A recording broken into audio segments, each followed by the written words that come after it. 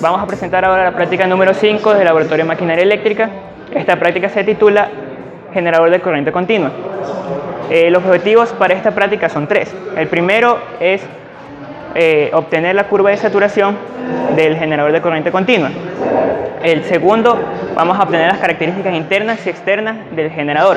Y por último, vamos a obtener la polaridad de las bobinas del generador. Los equipos a usar van a ser la máquina universal, el voltímetro, el amperímetro, el tacómetro y un variac. Ahora vamos a seguir con el procedimiento. Polaridad de salida de un generador CC. La máquina universal vamos a conectarla con un motor trifásico de inducción tipo jaula de ardilla. En la bobina 5, 1 y 9 van a ir las fases y vamos a conectar con el plug 3, que se lo coloca a un lado de la máquina universal.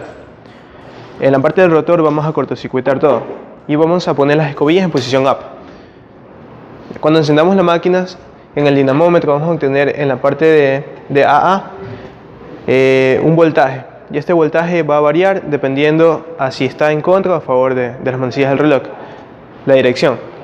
Si la dirección está a favor de las manecillas del reloj, significa que el voltaje es negativo. Si está en contra, el voltaje es positivo. Tenemos la máquina universal y el dinamómetro. En esta parte van conectadas cada una de las fases y este es un contactor.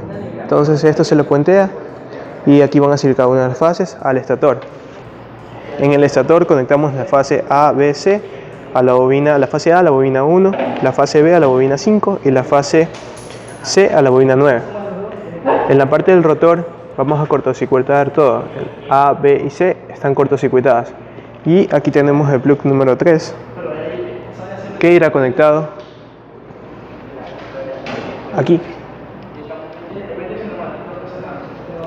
Luego procedemos a encender la máquina. Primero encendemos el breaker principal, que sería este de aquí, y pulsamos el botón Start.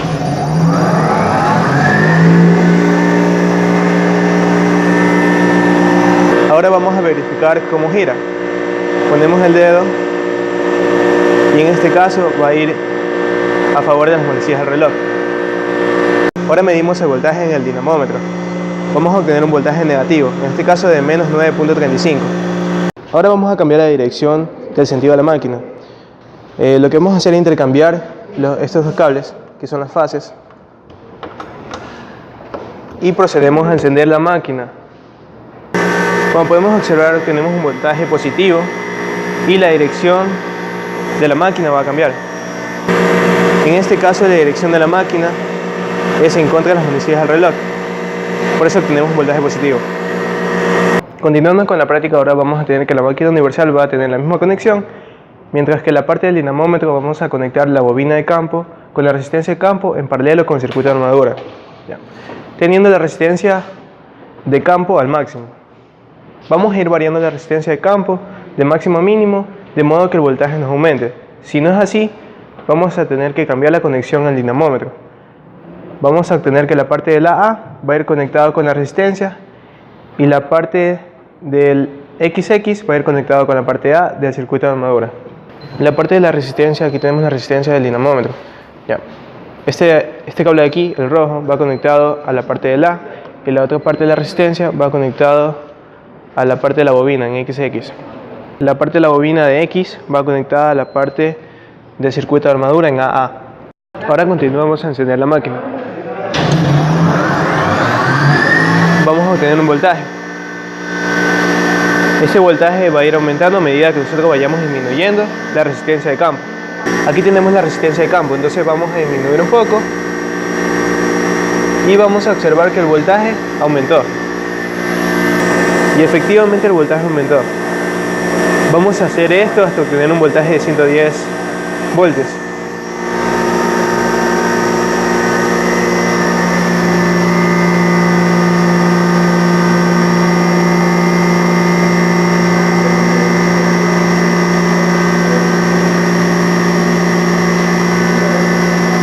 Ahí obtuvimos un voltaje de 110 voltios. Si este voltaje no aumenta, tenemos que cambiar el circuito que hicimos anteriormente. En este caso sería este circuito. Es algunas veces necesario cambiar la polaridad sin cambiar la dirección de rotación. Esto puede ser hecho si el flujo residual es invertido por medio de la restitución de campo, para lo cual se conecta directamente por 30 segundos una fuente de 110 voltios a la bobina de campo, como lo tenemos aquí. Hacemos esto durante 30 segundos y luego procedemos a cambiar la conexión a la anterior. Luego de los 30 segundos tenemos la anterior conexión y procedemos a encender la máquina.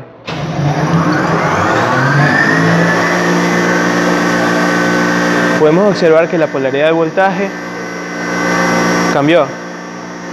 En este caso nos sale negativo. Para el siguiente procedimiento de la práctica vamos ahora a hacer la curva de saturación de un generador separadamente excitado. Para este procedimiento vamos a utilizar el dinamómetro como motor paralelo. Vamos a poner 110 a los contactores y a la bobina de protección. Esta bobina va a proteger en caso de que la máquina se vaya a embalar. Ya, luego de esa bobina vamos a ir al reóstato de campo del dinamómetro conectado al campo del dinamómetro, al X y XX. Y ahí todo esto al circuito de armadura del A y el AA. La máquina universal vamos a hacerla en dos partes. Vamos a hacer la parte del campo y la parte de la armadura. La parte del campo va a estar la resistencia de campo de la máquina universal con la bobina 1.7 de la máquina universal. Esto solo se hace en 1.7 ya que vamos a usar el plug 10, que ya hace todas las conexiones internas. Y vamos a poner las escobillas en 2 down. En la armadura vamos a tener el Q2 y el Q1 conectados a la bobina 10 y 4, que van a ser bobinas de compensación. De aquí vamos a medir la corriente de campo por el amperímetro y el voltaje en los terminales. Y vamos empezando con el dinamómetro, arrancarlo a 2400 RPM. Vamos a ajustar para que se arranque a 2400. De aquí vamos a medir esos valores para luego armar la curva de saturación, que es la curva hecha entre la corriente de campo y el voltaje en los terminales.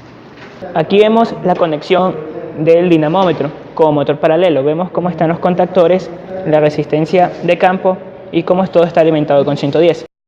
Aquí vemos el dinamómetro, la parte que está conectada del lado del campo viene allá acá al circuito de armadura, y acá ya vemos la conexión del rotor y del estator de la máquina universal, que va a estar trabajando como generador separadamente excitado.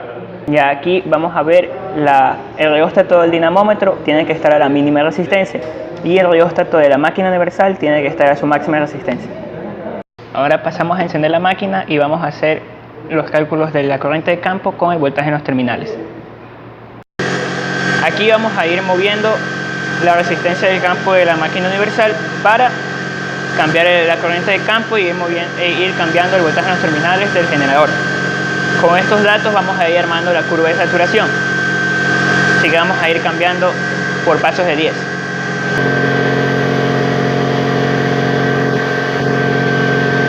Ahí podemos ver cómo va cambiando el voltaje del terminal y la corriente de campo.